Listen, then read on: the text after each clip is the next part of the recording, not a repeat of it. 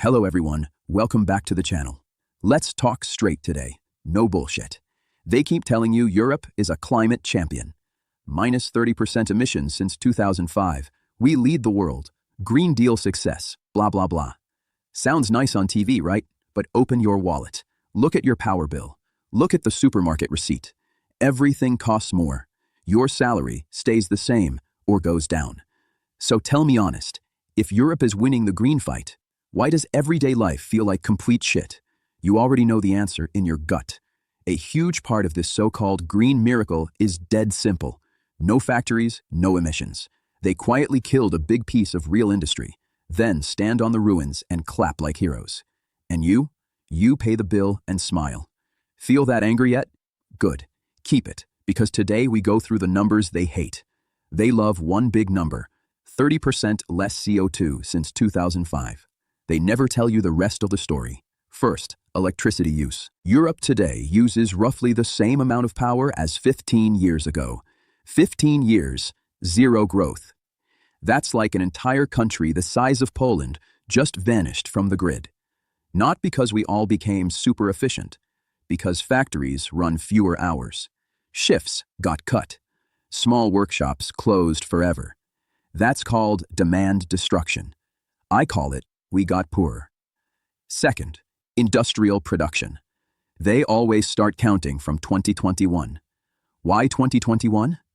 Because 2021 was already a weak post-COVID year. Even from that low point, Germany is down another 8%. Chemicals, down 12 to 15%, sometimes more. Steel, glass, paper, fertilizer plants, same picture. Lights go off, machines stop. But your power bill didn't fall 15%. It went up, up, up, up. Breathe. Feel that anger? Good. They say renewables did it. Wind and solar saved the day. Come on. Wind and solar grew. Nobody denies that. But total demand is falling. So of course, coal and gas numbers look smaller. You give priority to wind and solar on the grid and push everything else out. It's like saying, I lost weight because I stopped eating dinner. True, but you're not healthier. You're just hungry and broke. And here is what really pisses me off. They saw this coming for years. Electricity demand peaked back in 2007, 2008. We never recovered properly. Financial crisis, slow growth, then COVID, then energy prices already exploding in summer 2021. 6 months before any war started. Gas storage low, spot prices crazy, contracts doubling. That was not sudden shock from outside. That was years of closing nuclear plants too early, closing coal too early, betting everything on gas as a bridge, gambling on spot markets like idiots. Then the storm came and the house collapsed.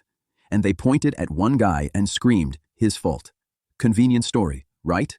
Meanwhile, you open the envelope every month. Power bill, boom. Gas, boom. Fruit, boom, because fertilizer plants shut when gas got expensive.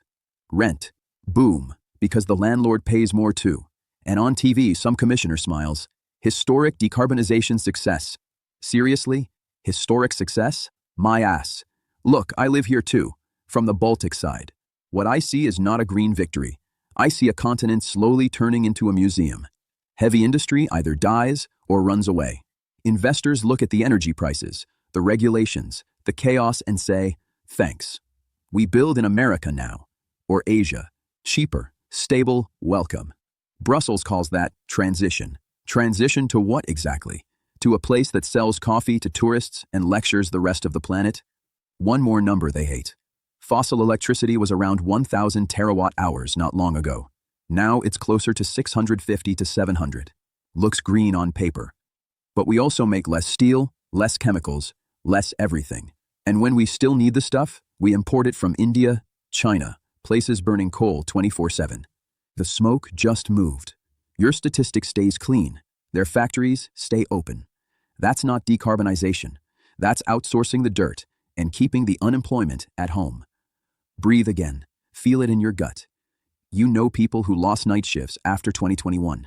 You know small businesses that closed because the power contract tripled. You know kids who look at apartment prices and just laugh. With what money? And every time you hear, consume less, heat less, Drive less, fly less, always less, except taxes and fees. Those always go more. So let me ask you straight, man to man. Why did we close working nuclear plants when we had no real backup ready? Who decided gas should be the bridge and then cried when the bridge burned? Who wrote thousands of pages of rules that crush small companies, but let the big ones buy carbon certificates and carry on? Who turned energy into a casino and then acted shocked when we all lost?